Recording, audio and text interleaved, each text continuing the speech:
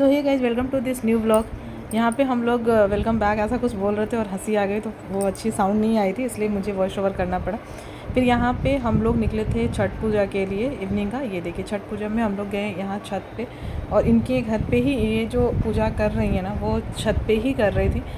तो कहते हैं ना कि बस श्रद्धा होनी चाहिए, तो बस उन्होंने अपने छत पे ही ये लगा रखा था टब, और उसमें पानी भर लिया था टेरेस पे, और उसके बाद आसपास में ना ये केले के पत्ते से डेकोरेट कर दिया था और फ्लावर से। तो ये बहुत ज़्यादा सुंदर दिख रहा था, क्योंकि आप छोटे से जगह पे भी ना अच्छे से कर सकते हो। और ये देखिए, ये सूर्य भगवान का आप देख रहे हो कितने ज़्यादा खूबसूरत दिख रहे हैं। बस इन्हीं की हम पूजा करते हैं और उन्हीं को आज के दिन अर्घ्य देते हैं। यहाँ पे हम लोग वेट कर रहे थे कि जब वो सूरज ढलने लगते हैं ना, तभी इनकी पूजा की जाती है। तो यहाँ पे मेरी फ्रेंड जो है ना, वो वेट कर रही है उनका कि जब वो अस्त होने वाले हैं ना, उसके बाद ही हम उनको अर्घ देंगे। तो उससे पहले ना यहाँ पे हाथ में आटे और इसका हल्दी का जो अपटन बेसिकली बोल सकते हैं उसको, उस टाइप का ही हम घोल रेडी करते हैं, और उसको सबसे पहले हाथों में लगाया जाता है। वो यहाँ पे मेरी फ्रेंड लगाएगी उनके हाथों में, तो वो लगा दिया था। और उसके बाद जो है ना, ये सूप जो है हाथ में लेते हैं, मतलब हाथ आपके पीले होने चाहिए। तो भैया यहाँ पे उनको सूप दे रहे थे, और सूप देने के बाद जो है वो थोड़ी देर वेट करेंगी, और इंतज़ार किया जाता है। मतलब उससे पहले से ही हम पानी में खड़ा रहते हैं उसमें कि मतलब हम वेट कर रहे हैं कि हाँ, जब वो जाने लगेंगे उसके बाद हम उस टाइम पे हम अर्घ दे देते हैं। पूरी तरीके से अस्त नहीं होना चाहिए, सूर्य भगवान दिखते रहने चाहिए, उसी समय हम देते हैं, लेकिन हम लास्ट मोमेंट पे देते हैं। और ये एक ऐसी पूजा है ना, जहाँ पर सूर्य अस्त होते हैं तो भी और सूर्योदय होता है तो भी, दोनों को हम वैसे ही प्रणाम करते हैं पूजा। यानी कि इस टाइम पे हम पश्चिम साइड में पूजा करते हैं, और जब सुबह वाला जो अर्घ देते हैं ना, वो हम पूर्व साइड में करते हैं, क्योंकि पूरब से ही सूर्य भगवान उगेंगे। तो ये जो पूजा है ना, ये बहुत अलग है और काफ़ी ज़्यादा इसकी मान्यता भी है। छठ पूजा में यदि आप कभी सर्च करेंगे तो आपको पता भी होगा, बहुत टफ़ ये व्रत भी होता है। 36 घंटे का ये व्रत है, एक तरह से बोल सकते हैं हम।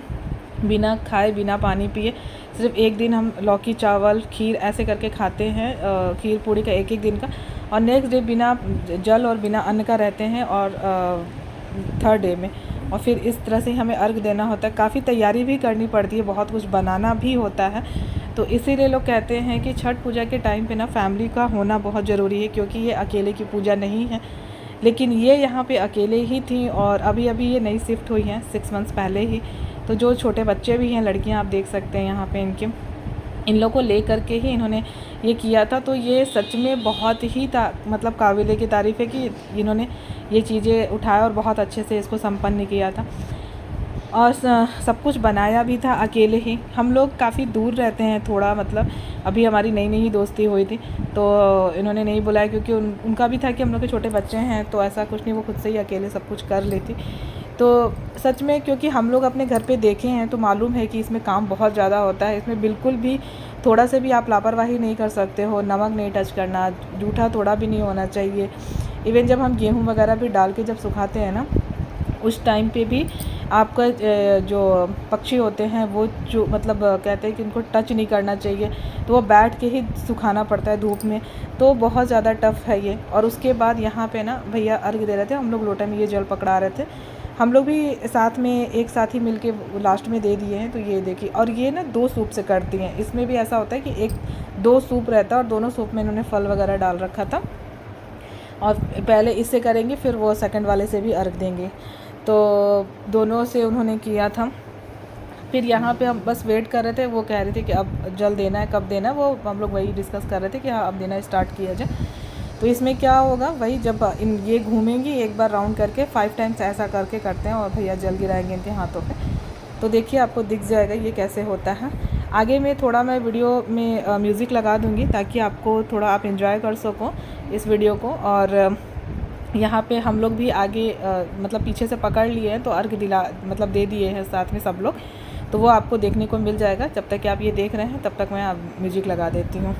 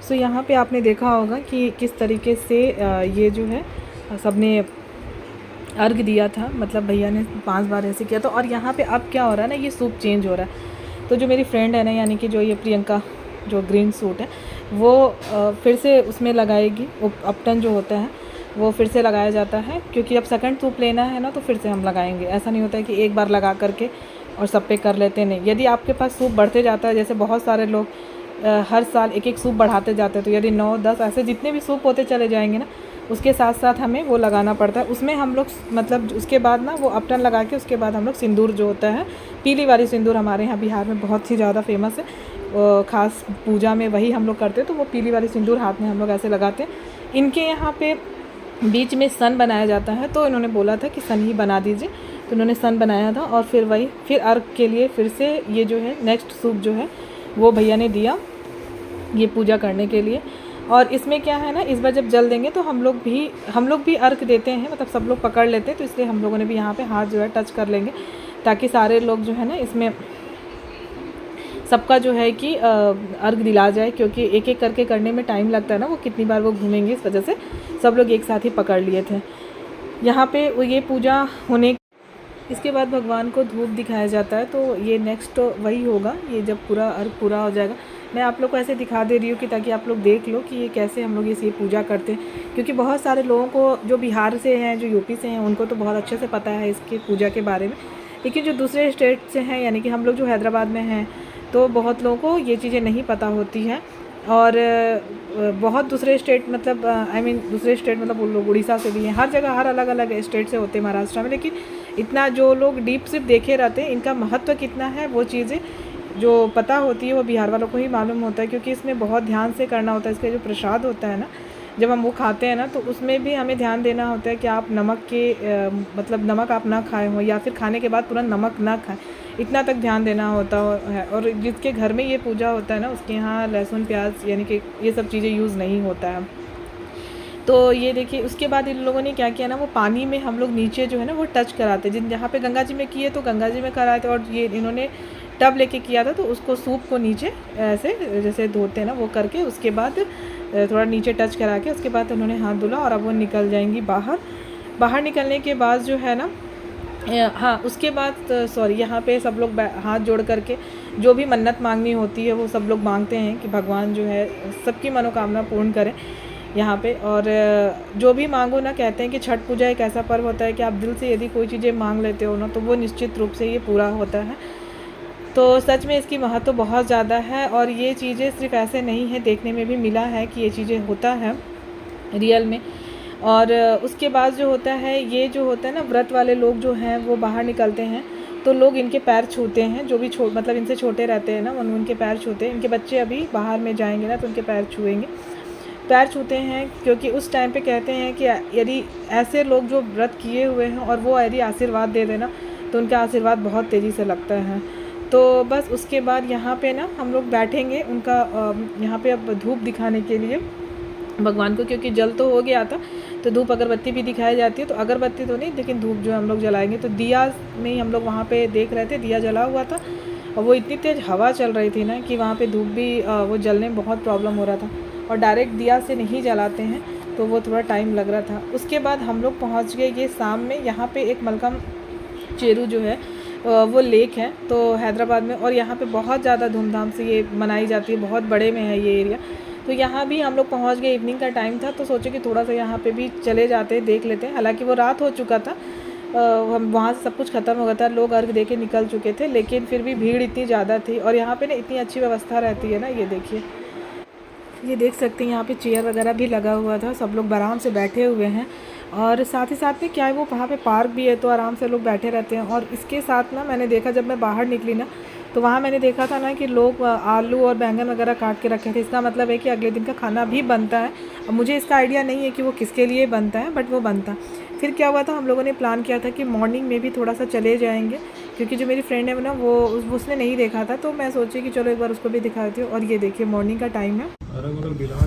सो good morning, welcome to this new blog. सुबह हम लोग यहाँ पे मॉर्निंग में 5:30 का अराउंड यहाँ पे जग गए, मतलब नीचे चले गए थे, सॉरी जग गए थे मैं बोल रही हूँ, जग तो बहुत पहले गई थी। और फिर ये प्लान हुआ था कि साड़ी पहन लेंगे। हालांकि मैं साड़ी के फेवर में नहीं होती हूँ क्योंकि बच्चों के साथ ना साड़ी पहन के जाना थोड़ा सा टफ होता है, बट फिर भी पूजा था तो लगा कि यहाँ से हम दोनों अपनी थोड़ी सी फ़ोटो वीडियो से वैसे शूट कर रहे थे, हंस रहे थे। और पता है इतनी भीड़ थी ना कि वहाँ पे सूर्य भगवान को सोचे थे जल देने को, लेकिन फिर कैसे कैसे हम लोग देखिए नीचे उतर गए। वहाँ मैं नीचे थोड़ा सा दिखी होंगी, हम लोग पहुँच गए। फाइनली हम लोगों ने जल दे भी दिया और बहुत अच्छा लगा। सुकून मिलता है ऐसी जगहों पे जा करके, जब ऐसे चीज़ें होती है ना, जहाँ पे भीड़ होती है, पूजा होती है, तो बहुत अच्छा लगता है। फिर वहाँ पे हम लोग जाने के बाद ना नाक से सिंदूर हमारे यहाँ लगाई जाती है, तो वहाँ पे जो लोग मिल जाते हैं, जो व्रत करते हैं ना, उनको ये चीज़ें पता होती है। तो हम लोगों ने बोला था कि वो सिंदूर हम लोग को लगा दे, तो उन्होंने नाक से सिंदूर पूरा यहाँ से ना ऊपर तक पूरा डाल के लगा दिया था हम लोगों को। और ये देखिए हम लोग वहाँ पे वो जल जो है ना वो कर दे रहे थे। फिर ये सिंदूर लगाने के बाद हम लोगों ने वहाँ से प्रसाद मांगा। और इसमें कहते हैं ना कि आप इतना ज़्यादा प्रसाद मांग के खाओ ना, वो बहुत अच्छा होता है। ऐसा अपने मन में बिल्कुल ईगो नहीं रखना चाहिए कि नहीं सामने वाला नहीं दिया तो हम नहीं मांगेंगे। नहीं, इसमें यदि आपको छठ पूजा की एक यही खासियत होती है कि यदि आपको कोई दिखता है तो आप प्रसाद मांग लो। और जो लोग करते हैं उनको भी पता होता है कि हाँ, इसमें जो प्रसाद मांगते तो वो लोग कभी आपको ना नहीं करेंगे और प्रसाद आपको मिलेगा ही मिलेगा।